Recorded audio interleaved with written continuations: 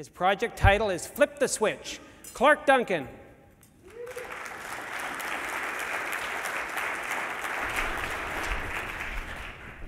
Thank you so much. Thank you. Thank you, Tim. It's such an honor to be here. How many of you growing up as a child knew that you wanted to be in the credit union industry? Nobody? That's right.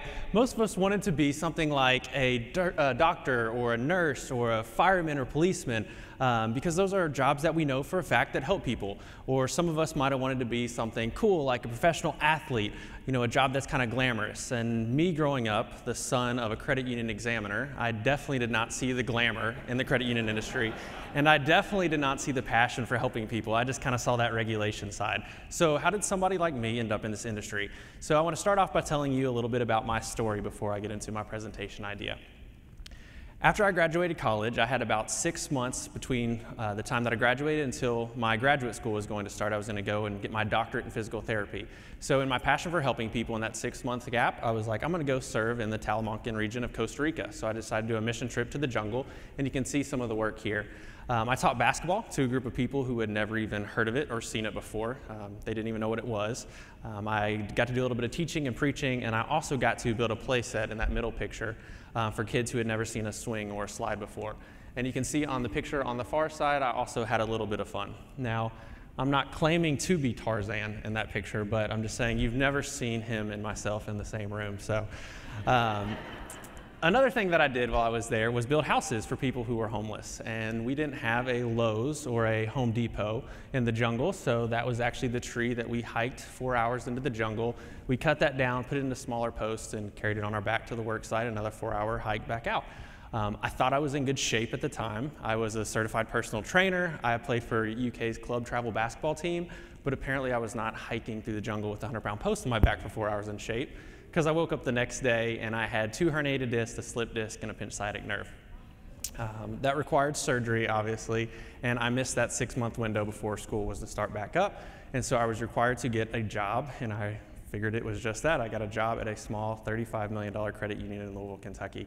But it wasn't until I was able to crash my first conference, I crashed the CUNA marketing conference, when I really saw the passion behind the movement. I saw the cooperation. I saw people coming together for a common purpose, and that was the credit union difference, that I really fell into the passion and really saw it as a career at that point. Which leads me to my idea. After I was able to crash that conference, I crashed 2 more, and I was actually able to be brought back as a speaker at one of the conferences on using innovation to attract millennials, which leads me to my idea, which is FLIP.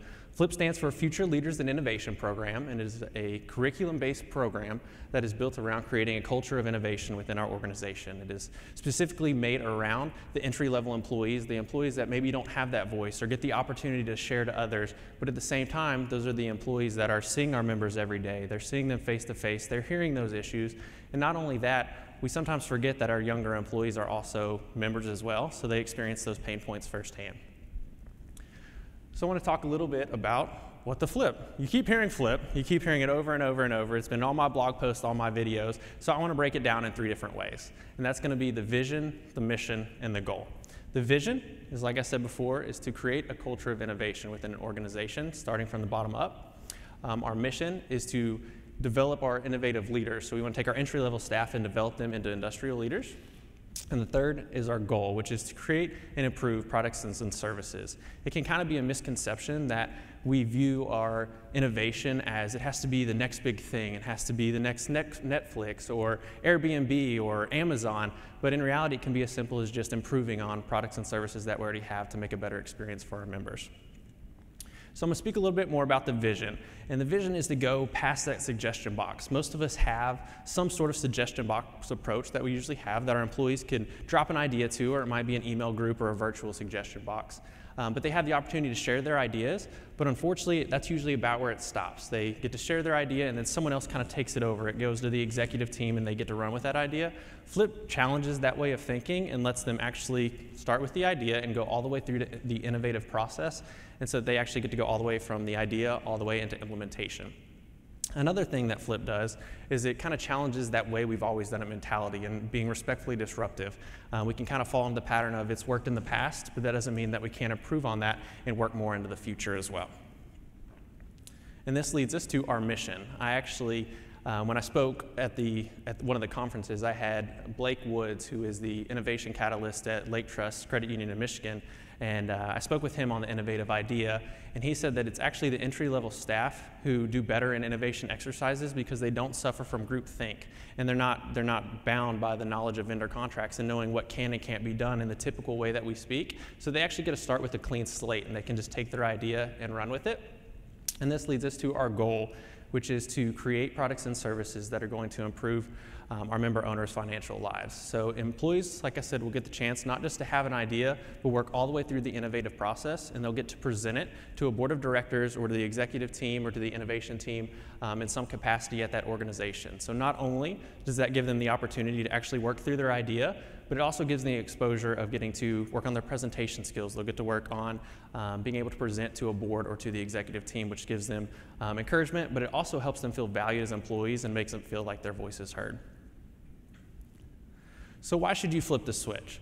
It's low cost and low risk to the credit union because the only thing that it's taking is the employee's time.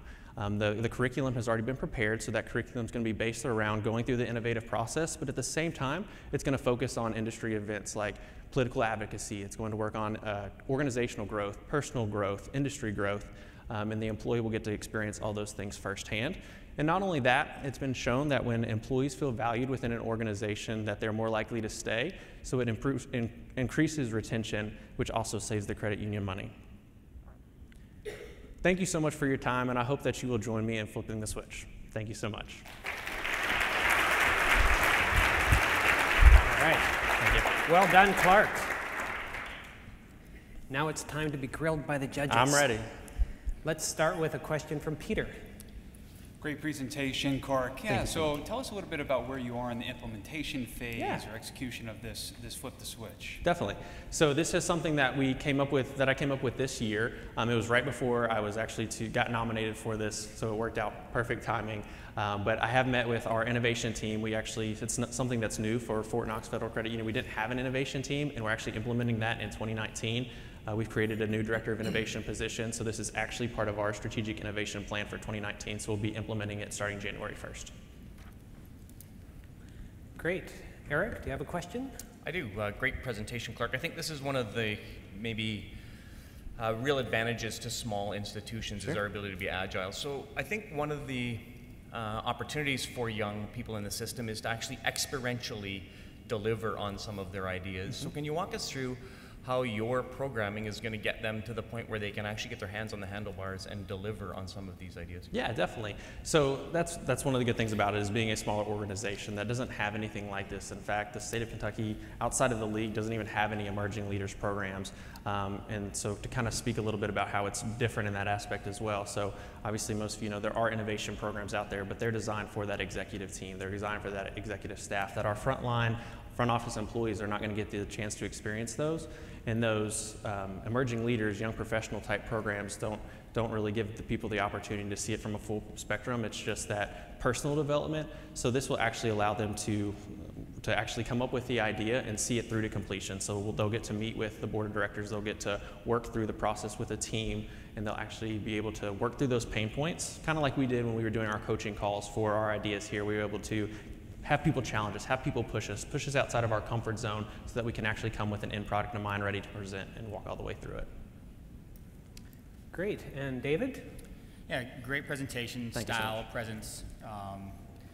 No doubt you were a natural on stage. Thank you.